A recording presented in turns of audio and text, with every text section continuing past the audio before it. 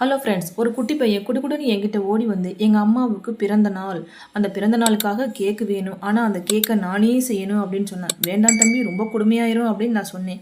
ஆனால் அவன் கேட்கவே இல்லை. நானே தான் செய்வேன் அப்படின்னு சொல்லி அழுது அடம்பிடிச்சு அலங்கோலமாக செஞ்சு வச்சுட்டான். இது அலங்கோலமா இல்லை அழகு கோலமா அப்படிங்கிறத கமெண்ட்டில் நீங்களே சொல்லுங்கள். இதில் ஒரு கொடுமை என்ன அப்படின்னா, நானே வந்து கேக்கை பேக் பண்ணி கொடுக்கணுமா, சுகர் சிரப் வந்து ரெடி பண்ணி கொடுக்கணுமா, க்ரீமையும் பீட் பண்ணி கொடுக்கணுமா, ஆனால் கேக்குக்கு அலங்காரம் பண்ணுறது மட்டும் அவர் பண்ணுவாராம். இது எப்படி இருக்குது அப்படின்னா, மாப்பிள்ளை அவர் தான், ஆனால் சொக்கா என்னோடதுன்னு சொல்கிற மாதிரி இருக்குது. அப்புறம் என்ன, அவன் பாட்டுக்கு கிட்டுக்கிட்டுன்னு வேலையை செய்ய, நான் பக்கத்திலே இருந்து சொல்லி கொடுக்க, என் பெரிய பையன் வீடியோ எடுக்கன்னு ஒரே கூத்தா போச்சு. தம்பி, இந்த கொத்தனார் வேலையெல்லாம் நீயே பார்க்குறியே, காசு கொடுப்பியா என்ன அப்படின்னு சொல்லி கேட்டதுக்கு, என்னையை பெற்ற தண்டத்துக்கு நீதாமா கொடுக்கணும்னு சொல்லிட்டா. என் ரெண்டாவது பிள்ளை தாங்க இந்த கொடுமையெல்லாம் பண்ணிகிட்டு இருக்கிறது.